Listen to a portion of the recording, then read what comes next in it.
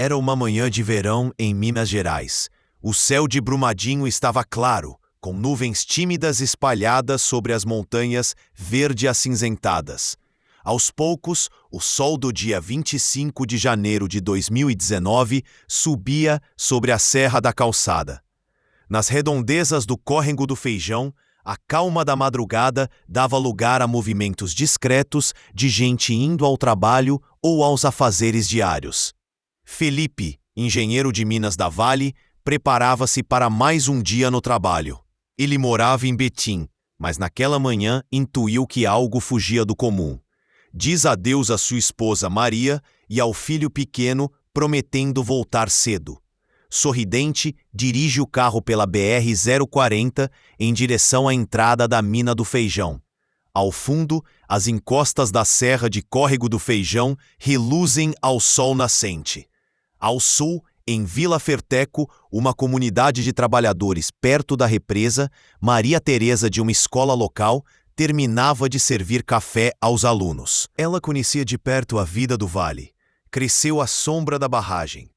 Em sua sala de aula, não longe da estrada Morro do Feijão, tentava falar sobre sonhos, enquanto parecia ouvir algo nas montanhas. Sentia um pressentimento sutil naquele dia, um murmúrio de apreensão que não se sabia explicar. Em Brumadinho Centro, o expediente municipal começava. O prefeito Rui e o radialista Carlos falavam no rádio sobre política local, como em qualquer manhã comum. A tragédia de Mariana, 2015, vez por outra surgia nos comentários, mas Alice acreditava que aprendemos com os erros. Ainda assim, poucas pessoas imaginavam que naquele 25 de janeiro algo drástico estava por vir. Maria Gomes, a catadora de papel do bairro Palmital, preparava o carrinho de madeira para mais uma jornada. Não longe dali, no mirante do Parque da Cachoeira, turistas tiravam fotos, alheios ao perigo iminente. Ninguém esperava que, naquele dia, a barragem de rejeitos da mina do Córrego do Feijão seria o epicentro do maior desastre de mineração do Brasil. Felipe chegava às 7h30 à mina. Ao longe, helicópteros da Vale sobrevoavam as estruturas sem pressa. Ele cumprimentava os amigos, Roberto, o operador de trator, e Ana, a técnica de segurança do trabalho. Todos pareciam normais, descontraídos. Felipe sentiu-se feliz por mais um encontro matinal. Pensou na família e nos planos do fim de semana, sem saber que as horas seguintes mudariam suas vidas. Enquanto isso, Maria Teresa orientava os estudantes a desenhar montanhas, árvores e rios no papel. As cores vivas de Minas estavam no quadro negro. Era como se a natureza sorrisse naquele primeiro momento do dia. Porém, o entendimento de que algo grave estava prestes a acontecer parecia pairar invisível no ar, quase imperceptível, nas conversas baixas e olhares inquietos de alguns. As primeiras horas transcorreram em aparente normalidade, mas havia uma inquietação solta no ar. O vento soprava levemente da represa, como se carregasse consigo rumores de algo por vir. Felipe notou, ao ajustar o capacete, que no rádio do posto de controle tocava uma voz firme informando sobre as condições da barragem. Tudo ainda parecia dentro do esperado. Nem Felipe, nem Maria Teresa poderiam imaginar que algumas horas depois a calmaria daquela manhã se transformaria em pesadelo. Mas algo cambaleava naquela aparente segurança, prestes a se desencadear. Com o sol no ponto alto do céu, o calor de janeiro se fazia sentir com força. Às 10 horas da manhã, o trabalho continuava normalmente na Mina do Feijão. O rádio do carro tocava uma programação local, falando do trânsito lento na BR.040 e comentando as chuvas recentes. Durante anos, o Ribeirão Ferro Carvão cortou aquelas matas sem problema. A barragem, construída em 1976 e ampliada décadas atrás, estava licenciada pelo Instituto Mineiro de Gestão de Águas, IGAM. Parecia tudo em ordem. Por volta de 12h10, Felipe desceu até o refeitório para almoçar com os colegas. Entre passos apressados, cumprimentava Ana e outros amigos. Comentários sobre o plantão do fim de semana, risadas ao lembrar do churrasco da noite anterior. Ninguém parecia desconfiar. A rotina virava rotina e o relógio corria para a hora do descanso. Era quase 12h30. De repente, um som cortante rompeu o murmúrio do refeitório. Primeiro foi um zunido crescente, depois um alarme estridente vindo de cima do vale. "O que é isso?" murmurou alguém, gesticulando para os outros. Felipe ficou imóvel um instante, o garfo na mão suspenso. As paredes tremiam levemente. Rodrigo, operador de câmera na área administrativa, arrancou o avental como se sentisse tremer embaixo dos pés. O coração de todos no refeitório bateu mais forte. Olharam-se assustados. A sirene de emergência emitia aquele alerta agudo, mas quase ninguém pôde reagir a tempo. Felipe ouviu gritos abafados e vidros se estilhaçando. Então um estrondo surdo e contínuo. O solo embaixo deles parecia ceder. A terra da represa começava a se romper. Em poucos segundos, um rugido de água e lama desabou em cascata nas instalações. Massa viscosa e marrom correu pelas encostas, entrando no refeitório como uma enchente de concreto líquido. Felipe sentiu-se envolvido em lama até os tornozelos e tentou fugir, mas objetos e mesas caíam sobre ele. Lá fora o ar pesado tinha cheiro de terra revolvida. A sirene agora soava sem controle, enquanto o cenário se transformava em um pesadelo real. Nos arredores, o mundo parecia desacelerar em choque. Os habitantes de Vila Ferteco, comunidade a cerca de 1 quilômetro abaixo da barragem, olharam espantados para o alto.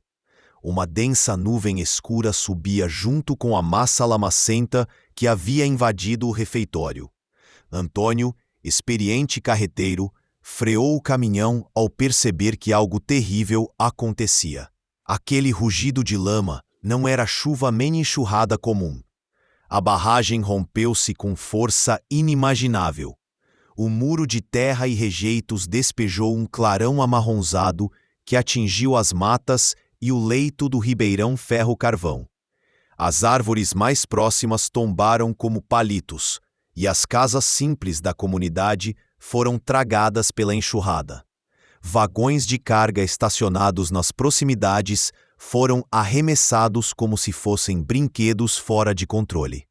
O vento amainou quando a batalha pelo resgate começou. Diante de um cenário de destruição, Felipe conseguia respirar novamente, mas sentia o peso da lama na alma. Tinha ferimentos nos braços, mas não deixou que a dor o paralisasse. Olhou ao redor e viu colegas enterrados até o peito, outros sentados, sujos e atônitos. O Corpo de Bombeiros de Minas Gerais foi imediatamente acionado. Em minutos, viaturas com luzes intermitentes chegaram por uma das poucas estradas ainda abertas. 2 caminhões-pipa tentavam ganhar terreno na ladeira, puxando um reboque com equipamentos de escavação.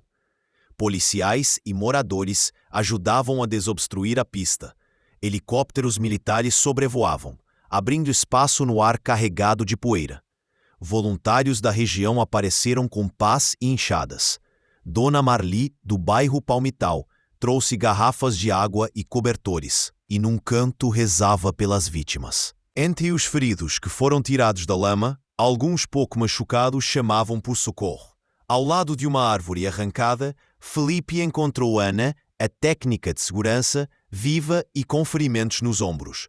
Ela acenou timidamente. Mesmo sem muitas palavras, Felipe soube que salvariam pelo menos uma alma. Em outra parte, mais perto de Vila Ferteco, Antônio havia saído do caminhão ileso e encontrava vizinhos aglomerados. Explicava a tragédia e procurava sobreviventes. Uma criança chorava dentro de uma casa destruída. Bombeiros usavam um guindaste para erguer vigas e destroços, liberando espaço para socorristas entrarem. As sirenes agora eram de ambulâncias e carros da polícia. O barulho era contínuo e os gritos, muitas vezes silenciosos, pediam ajuda. Um silêncio triste se mesclava com o trabalho incansável. Era hora de buscar vida dentro daquilo. Cada corpo resgatado era enrolado em lençóis ou cobertores, enquanto parentes, em choque, recebiam notícias. Felipe, com lama até os joelhos, levantou-se e correu ao encontro de um colega caído. Encontrou Roberto, o operador de trator, confuso e mancando. Ele ajudou o amigo a sair dali. Muitos compararam aquilo a uma guerra. Rostos abatidos, olhos perdidos, lamúrias de "ela não vai sair daqui". O relógio marcava 15 horas quando o primeiro sobrevivente foi retirado da lama com vida pelos bombeiros. Henrique, um ajudante que trabalhava na entrada da mina, ainda podia chorar de alívio quando se viu nos braços dos resgatistas. Cada segundo valia como uma hora para os feridos. Médicos do SAMU e voluntários aplicavam primeiros socorros ao lado de pneus encobertos pela massa, improvisando leitos sob um céu encoberto pela poeira. O Inhotim, vizinho distante mas solidário, declarou que abriria abrigo para quem tivesse perdido a casa. O som da antiga campainha da escola local foi substituído pelo murmúrio das conversas preocupadas. Aquela sexta-feira reservou uma noite de vigília nas praças improvisadas de Brumadinho. Porém, em cada gesto de ajuda, renovava-se a esperança de que, depois da lama, renasceria alguma chance. Entre tantas vozes e ruídos, Felipe ainda teve forças para ligar para Maria. O telefone ficou congestionado, mas conseguiu avisá-la de que estava vivo. Ela chorou emocionada do outro lado da linha, aliviada, porém desesperada por não saber de tantas outras pessoas. Nos rádios locais, multiplicavam-se relatos desencontrados. Falava-se em cerca de 200 pessoas desaparecidas e apenas alguns feridos, mas nada era confirmado. A noite caiu sobre Brumadinho, cobrindo de sombras os rastros da tragédia. O silêncio aparente contrastava com o trabalho incansável. As equipes de busca continuavam trabalhando contra o tempo. Entre faisquime de lanternas, bombeiros retiravam corpos e montes de entulho, enquanto tentavam encontrar sobreviventes. Na solidão daquele cenário de horror, cada segundo contava. Felipe, já lavado da lama, reunia-se com os demais colegas em um salão improvisado numa escola municipal. Familiares de trabalhadores iam chegando, aflitos, mas certos de que estavam vivos. Conversas comoventes aconteciam ali. Mulheres abraçavam homens vestidos de uniforme, orando baixinho. Algumas famílias recebiam a notícia de que parentes não haviam sido localizados, e o choro se misturava com silenciosos pedidos de força. O Serviço de Atendimento Móvel de Urgência, SAMU, registrava dezenas de feridos sendo levados para hospitais de Belo Horizonte e Contagem. Muitos só tinham arranhões, outros estavam gravemente feridos. Hospitais lotavam de pessoas com suspeita de fraturas e traumas, enquanto médicos e enfermeiros trabalhavam madrugada adentro. O nível do Paraupeba, rio que abastece várias cidades, começou a subir naquela noite.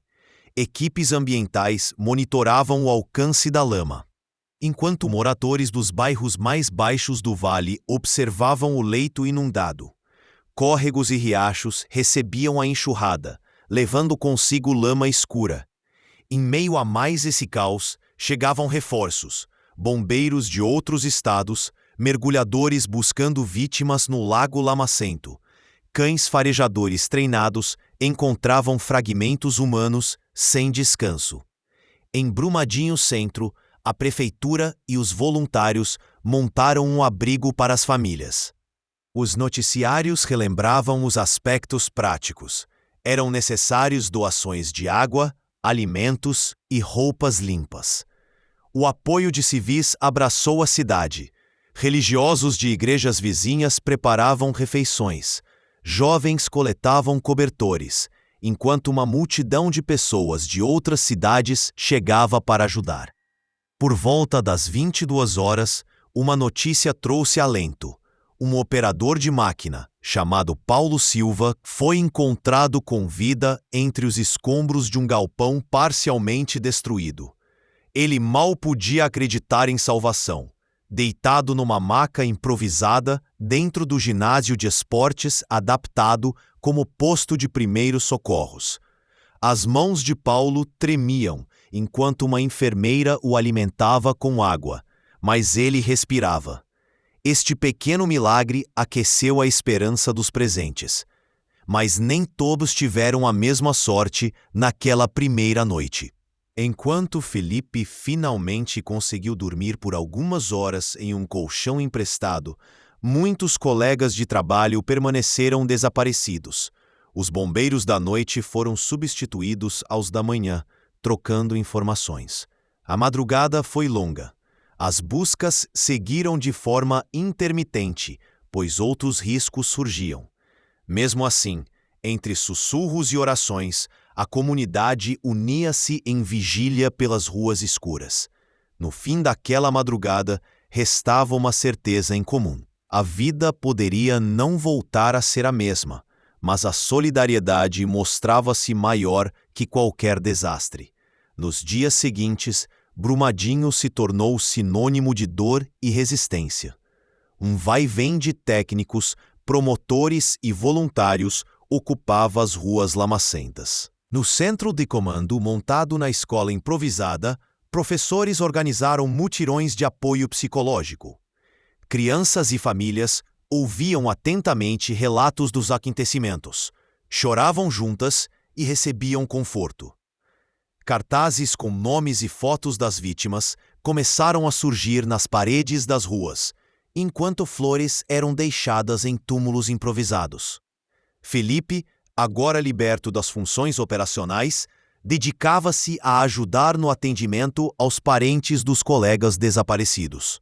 Numa sala escura, uma reunião silenciosa contava as perdas. Amigos que riam juntos naquela manhã agora eram lembranças dolorosas. Ele segurava a mão de Roberta, sobrinha do colega Rodrigo, confortando-a enquanto ela pedia notícias do tio, que ainda não havia sido encontrado. Aquela orla de corpos entre cobertores ficaria gravada para sempre na mente de quem viu. Autoridades lançaram operações de perícia, guardas municipais, engenheiros da Agência Nacional de Mineração e policiais federais andavam pelas ruínas. A empresa Vale declarou que faria o possível para encontrar as causas, e Lula Fernandes, geólogo contratado no local, explicava coletando amostras da lama ainda quente. Paralelamente, investigações criminais começaram a ser instauradas. A demanda por responsabilidade enchia corredores de delegacias e promotorias. No entanto, para a população, ainda era preciso esperar. Desde 2019 até hoje, pouca coisa foi oficializada. Nenhum responsável havia sido definitivamente condenado e os familiares exigiam respostas. O governo federal e o Ministério Público vinham sendo cobrados para acelerar o processo. Enquanto isso, uma nova realidade se instalava em Brumadinho. O cotidiano da região mudou. Servir refeições, caminhar ao lado do Instituto Inhotim, olhar o riacho Paraopeba, tudo carregava agora um peso diferente. As primeiras chuvas que caíram depois foram recebidas com apreensão, como se o céu recolhesse a dor dos sobreviventes. Em Inhotim, tendas de ajuda humanitária foram montadas para abrigar voluntários e distribuir donativos à população atingida. Artistas locais criaram painéis improvisados onde desenhavam a memória do evento, enquanto aulas esparsas retomavam nas escolas atingidas. Longe dali, famílias ainda carregavam no peito a dor de não ter enterrado todos os entes queridos. As sirenes de alerta de barragem foram motivo de sobressalto coletivo nos anos seguintes, porque lembravam que o medo não tinha sido esquecido. A cada 25 de janeiro, uma homenagem silenciosa marcava a data. 1 minuto de silêncio foi observado por todo o Brasil às 12h28. Felipe retornou ao trabalho 5 meses depois, emocionado. O ambiente ainda tinha o cheiro da chuva e da terra. Ele se abraçou aos colegas que restaram e sentiu novamente o peso da responsabilidade. Cada perda era uma história a ser contada, cada sobrevivente uma nova chance de fazer diferente. Na voz do velho rádio da sala de descanso, mencionavam-se novos projetos de fiscalização mais rigorosos. Era um sinal de que aprender com o sofrimento seria, ao menos, uma das lições deixadas pela tragédia. Em Mariana, 4 anos antes, muitos ficaram surpresos quando uma barragem igualmente confiada falhou. Aprendemos agora que tragédias assim não são coincidências de calendário. O que aconteceu em Brumadinho acontece quando descuidamos da vida por ganância, por excesso de confiança em relatórios ou por burocracias lentas. O Brasil inteiro passou a acompanhar cada etapa do desenlace. As sirenes de alerta que soaram no ano seguinte em Brumadinho, no Espírito Santo e em outros estados, lembraram que é preciso ter ouvido atento e olhos abertos para evitar que uma história como essa se repita. Hoje, quando a barragem reforçada transforma-se novamente em arquétipo de tragédia, as comunidades locais mantêm um espírito vigilante. As lições de Brumadinho ecoam em cada nova campanha de prevenção. A solidariedade gerou políticas de ajuda mútua. Vizinhos criaram grupos de auxílio imediato, enquanto iniciativas de memória se multiplicaram pelo país. Hoje, anos após o desastre, o silêncio do córrego do Feijão carrega um peso histórico. O local onde a barragem se rompeu agora abriga um memorial aos 272 mortos, com placa gravada e um centro de visitação que conta cada vida perdida. Todos os dias, pessoas passam pelo obelisco erguido ali, leem nomes e deixam flores ao redor, jurando nunca deixar que o sacrifício seja em vão. Felipe visitou aquele ponto na manhã de 25 de janeiro de 2022, exatamente 3 anos depois. Ele encontrou Maria Teresa e outros moradores locais. Juntos, lembraram as histórias dos amigos que ali não estavam. Aquela data, antes apenas um dia de verão comum, transformou-se em símbolo de vigilância contínua. O sino da igreja do distrito tocou em memória daquelas 11h20, quando a terra se abriu. Na escola em que as aulas recomeçaram, crianças já crescidas aprendem por iniciativa própria sobre a importância de monitorar represas. Elas contam a história como se fosse uma lenda recente. Um conto de hoje que se chama Brumadinho. Os professores explicam a geografia local, apontam montanhas e falam da lama que corria pelas estradas. Explicam das vidas que desapareciam lentamente sob um mar de rejeitos. Uma sensação de resistência permanece entre todos que ali viveram. O país também mudou um pouco. Criação de leis e políticas mais rígidas sobre monitoramento se tornaram pauta frequente. Organizações civis acompanham cada passo da Vale. E o clamor, nenhuma barragem a menos, é entoado em manifestações. O episódio de Brumadinho continua sendo citado em audiências públicas, seminários ambientais, filmes e livros. Mas, acima de tudo, o sentimento que fica é humano. Para cada história que terminou na lama, há memórias que seguem vivas nos corações.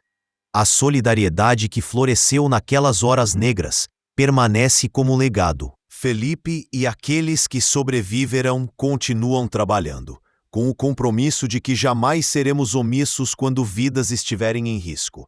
Essa reflexão profunda nos mostra que o verdadeiro impacto da tragédia está em não deixarmos o esquecimento apagar a voz das vítimas. A lição final é que vale mais a vigilância constante e o respeito pela vida do que o silêncio cúmplice diante da negligência. No fim, quem verdadeiramente importa são as vidas humanas, e tudo mais fica em segundo plano diante disso, e que todo esse sofrimento se transforme no impulso para um futuro em que a segurança seja a prioridade absoluta. A história de Brumadinho é dura, mas real. Cada personagem dessa narrativa, embora fictício, representa milhares de vidas afetadas por essa tragédia. Guardamos a memória dos que partiram e valorizamos o compromisso dos que sobreviveram. Cada um deles nos ensina a não fechar os olhos às evidências, a nunca subestimar a fragilidade da vida diante da ganância. No início de outra manhã tranquila, Felipe voltou novamente ao mirante perto da antiga represa. Ele trazia uma muda de planta em um vaso, gesto simbólico para honrar todas as vidas perdidas. O engenheiro abençoou com mãos trêmulas o pé de café que plantou ali, ciente de que cada nova árvore simboliza a esperança que brota da tragédia. Ele permaneceu de pé durante minutos, olhando as montanhas silenciosas. Era como se cada sussurro do vento carregasse um recado dos amigos que não estavam mais ali. Do outro lado da cidade, Maria Teresa organizava a escola para uma aula especial. Em sala de aula, contava a seus alunos sobre responsabilidade e coragem, partilhava a memória do dia em que precisou salvar crianças e como a comunidade inteira se uniu. Os pequenos ouviram calados. Alguns enxergavam nas fotos coladas na parede faces conhecidas de parentes que conseguiram escapar. A professora fazia questão de ensinar aos netos de Brumadinho a importância de nunca fechar os olhos. Em cada rádio ligado, em cada conversa entre vizinhos, ressurgia a mesma lição: não somos meros espectadores do destino alheio. Cada cidadão tem a obrigação de cobrar e de zelar pela vida do outro. Felipe sabia que aquela tragédia reforçava a única norma inegociável: preservar a vida acima de tudo. A solidariedade que floresceu nas horas negras permanece como legado. Ao longo dos anos, o dia 25 de janeiro tornou-se símbolo de vigilância nacional. No segundo aniversário da tragédia, houve comoção. Em Brumadinho e em várias cidades de Minas Gerais, as sirenes foram acionadas em lembrança às vítimas. Na escola de Maria Teresa, os alunos também prestaram homenagem, cantaram canções de esperança e organizaram uma pequena cerimônia com flores em frente ao memorial. Cada gesto reforçava que aquelas vidas não seriam esquecidas. Muitos brasileiros acompanharam o caso de perto. Documentários foram exibidos na televisão sobre a tragédia. Debates urgiram sobre segurança. Movimentos sociais adotaram a bandeira #NuncaMaisBrumadinho em redes sociais para cobrar transparência e reforçar a importância da proteção ambiental em todo o país. Especialistas apontaram que deciframentos de satélites e análises de solo confirmaram erros estruturais. Nos anos seguintes, novas normas de segurança passaram a ser exigidas para barragens em todo o país. A luta por justiça nunca cessou. Parentes das vítimas, acompanhados pela sociedade, continuaram cobrando ações legais e melhorias efetivas. Frases como "jamais vamos esquecer" e "luta pela memória" surgiam em camisetas, encontros comunitários e conversas diárias de moradores que haviam vivido aquele terror. Juntos, mantemos viva a memória de quem não está mais conosco. Compartilhe esta história e faça parte da voz que repete: nunca mais esqueceremos. Curta este vídeo. Deixe seu comentário com sua reflexão e inscreva-se no canal. Não deixe essa história cair no esquecimento. Nos vemos no próximo vídeo. Não se esqueça de ativar as notificações para receber novas narrativas assim. Obrigado por ouvir até aqui. Até o próximo episódio.